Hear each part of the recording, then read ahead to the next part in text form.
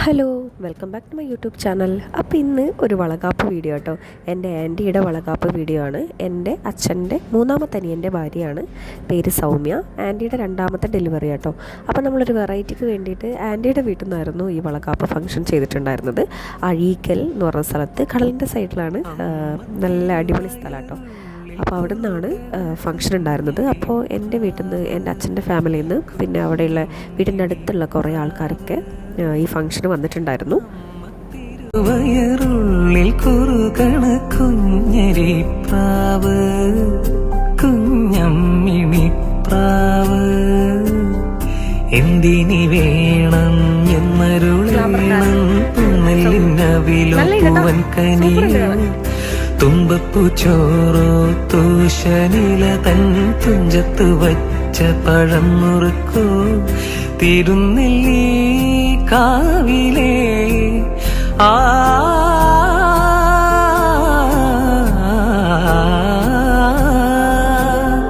തിരുനെല്ലി കാവിലേ ചെറുതെച്ചി തേൻ പഴം വരു കൽക്കണ്ട തേൻ മാവിൽ വിരുന്നു കൂടാൻ പോകാം.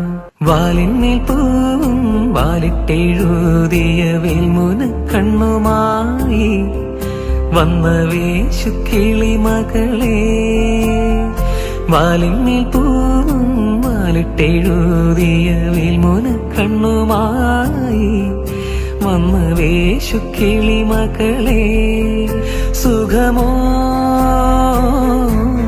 അമ്മ കിളി തൻ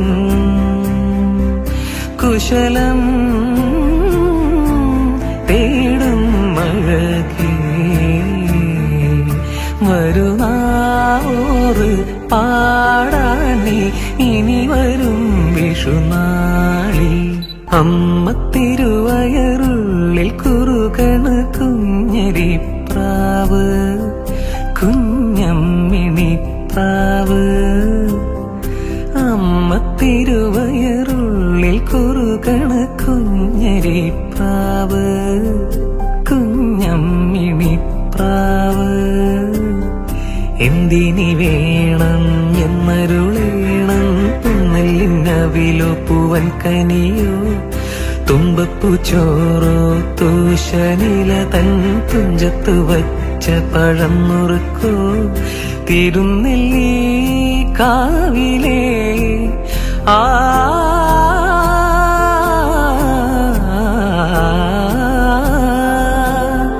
തിരുനെല്ലി കാവിലേ ചെറുതെച്ചി തേൻ പഴം വരു കൽക്കണ്ട തേൻ മാവിൽ വിരുന്നു കൂടാൻ പോകാം.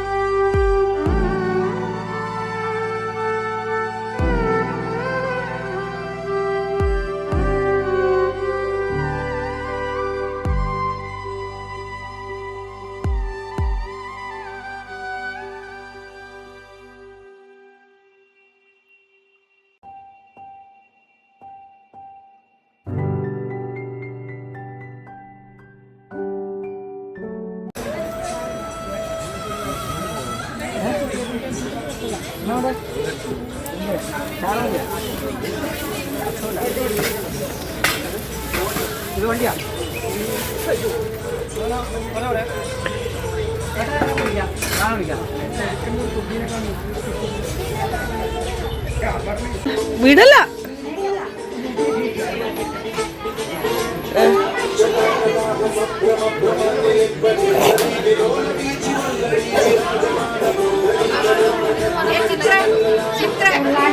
ഹലോ ഗായ്സ്, ഫൈനലി നമ്മുടെ ഫങ്ഷൻ കഴിഞ്ഞു. വേർത്ത് ഒരു പണിയായി. ഭയങ്കര ചൂടാ, നല്ല ചൂടാ. സൗമനിക്ക് അങ്ങനെ ചൂടുണ്ടായത് നോക്കാം. എങ്ങനെയുണ്ടായിരുന്നു ചൂട്? നല്ല ചൂടാ, സഹിക്കാൻ കഴിയില്ല.